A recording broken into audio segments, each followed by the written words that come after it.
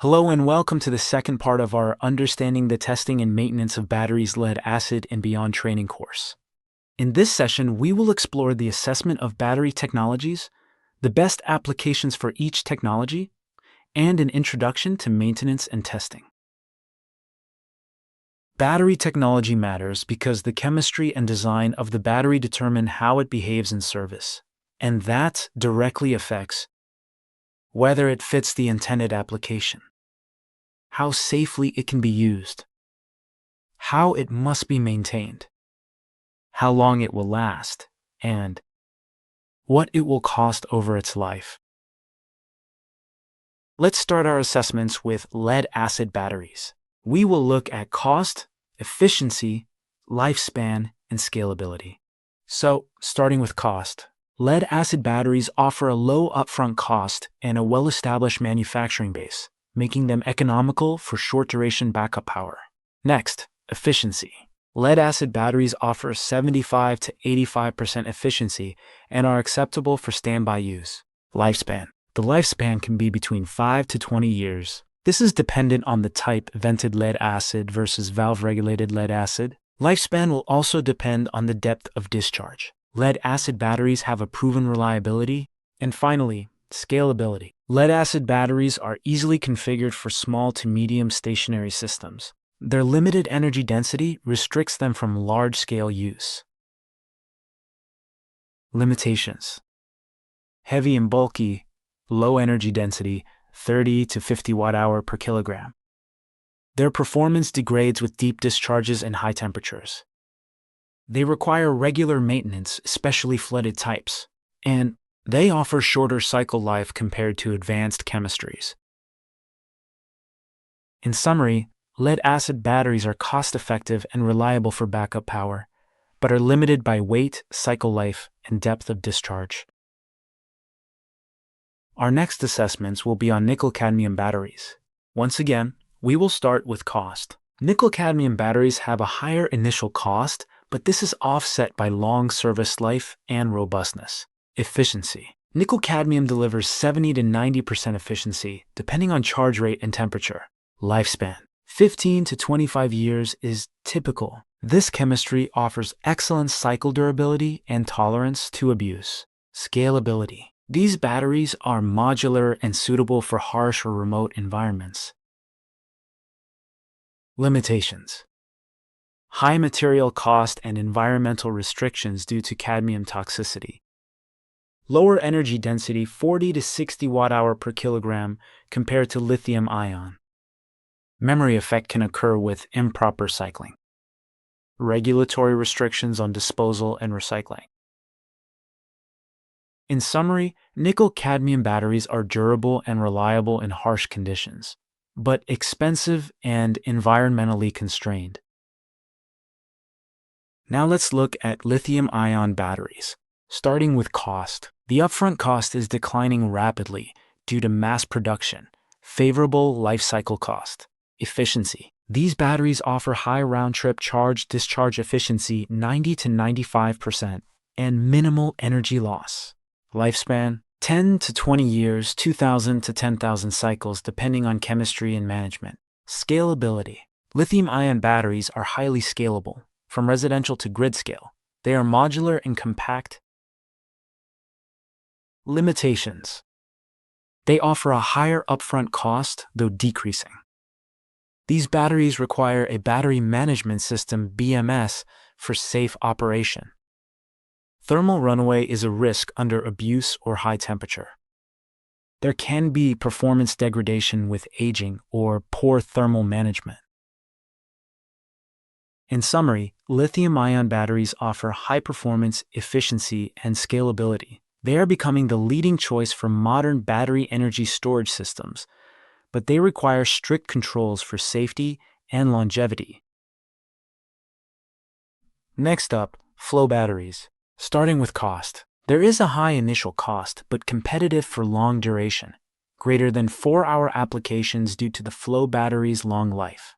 Efficiency. Flow batteries typically offer 70 to 85% round-trip efficiency. They offer steady performance across cycles. Lifespan. Greater than 10,000 cycles, Minimal degradation since electrodes don't change phase. Scalability. Flow batteries offer excellent scalability since energy tank size and power stack size are independently scalable. Limitations. Flow batteries have low energy density 20 to 50 watt-hours per kilogram and require a large footprint. These batteries have a more complex balance of plant pumps, tanks, controls. They have higher upfront installation cost and a limited vendor ecosystem. They offer lower efficiency than lithium-ion for short-duration cycling. In summary, flow batteries are ideal for grid and renewable integration, with high cycling and long duration, but less suited for compact or mobile use.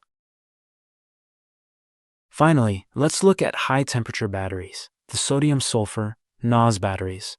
Starting with cost. These are competitive for large-scale systems and they use abundant materials.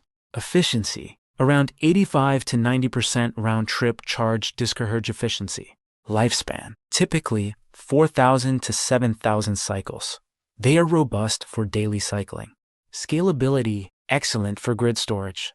They are modular and offer containerized designs. Limitations. Perhaps the greatest limitation is that these batteries operate at high temperatures, approximately 300 degrees Celsius, requiring thermal management. There are safety concerns due to molten sodium and the risk of fire. Limited commercial deployment outside of Japan and select projects. In summary, sodium-sulfur batteries provide high energy density and efficiency for grid-scale applications, but thermal and safety challenges limit widespread use.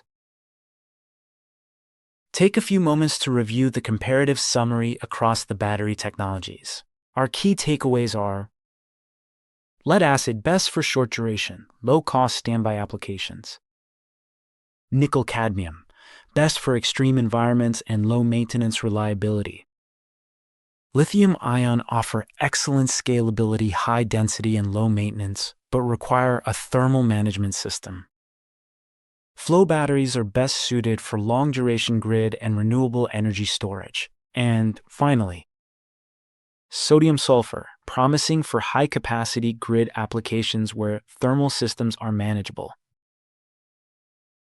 Moving on, we will now look at applications of battery technology. Battery selection should follow the application. Key variables include required runtime, cycling frequency, ambient environment, space constraints, maintenance capabilities, and lifecycle cost. We will start with the application of backup power standby systems.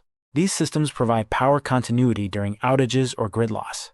The key requirements include reliability, low cost, long float life.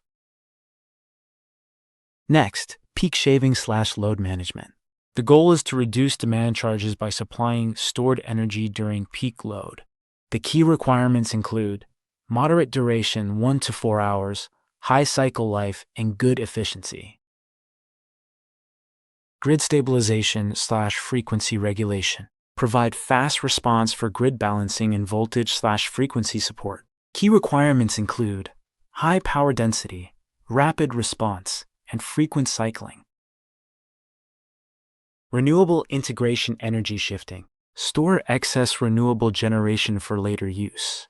The key requirements include deep discharge capability, long life, scalable energy capacity. Remote/off-grid power. Support isolated sites where grid connection is unavailable. The key requirements include durability, minimal maintenance, and wide temperature tolerance. Once again, we will begin our assessment with lead-acid batteries. We will look at their best application, the reason why, and their limitations. Best application for lead-acid: backup power, UPS systems, telecom, substations, data centers. Short-duration peak shaving due to limited cycle requirements. Emergency lighting and control power. The reasons why include lead-acid's low cost, proven reliability, and simple float operation. They are well suited to standby operation due to low cycling requirements. Limitations of lead-acid batteries. They are not ideal for frequent cycling or renewable smoothing. Next, nickel-cadmium batteries. Best applications for nickel-cadmium include critical standby systems, switchgear control, railway signaling, aviation and offshore platforms, and remote harsh environments due to their wide temperature range from -40 degrees Celsius to 50 degrees Celsius. The reasons why include they are rugged and tolerant to deep discharge. Nickel-cadmium has excellent reliability under extreme conditions. Limitations. Nickel-cadmium has a high initial cost and environmental restrictions due to cadmium disposal. Lithium-ion batteries. Best applications? Grid stabilization frequency regulation due to their fast response, less than 1 second. Peak shaving/demand management due to high efficiency and quick charge and discharge. Renewable integration solar and wind energy shifting. Commercial and industrial backup due to compact size and energy density. The reasons why include lithium ions offer high round-trip efficiency of 90 to 95%. They offer high energy and power density. They are modular and scalable. Lithium-ion limitations. They will require a battery management system and careful temperature control. Flow batteries. Best applications. Renewable integration and energy shifting due to multi-hour duration 4 to 12 hours.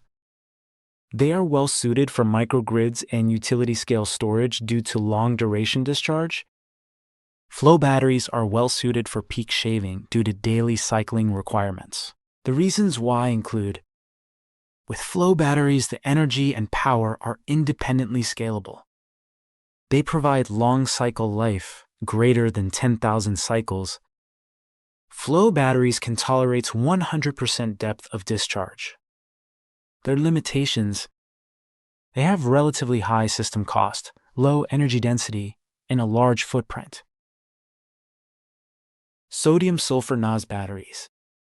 Best applications: grid energy storage due to sodium-sulfur's long duration discharge, typically 6 to 8 hours. They are well suited for renewable integration low leveling for wind or solar applications. Also well suited for peak shaving for industrial users. The reasons why include NOS technology offers high efficiency and energy density for large systems. They are a mature technology for multi-megawatt installations. Sodium-sulfur limitations. They require high operating temperature of approximately 300 degrees Celsius and careful thermal management. Take a few moments to review the application summary across the battery technologies. Our key takeaways are lead-acid and nickel-cadmium excel in the application of backup power. Nickel-cadmium is also an excellent choice for remote off-grid applications. Lithium-ion is an excellent choice for peak shaving and grid stabilization frequency regulation applications. Flow batteries are best suited for renewable integration and energy shifting. And finally, sodium-sulfur also excels in the application of renewable integration and energy shifting. And that concludes the second part of our Understanding the Testing and Maintenance of Batteries, Lead-Acid and Beyond training course. In Session 3, we will begin to explore maintenance and testing.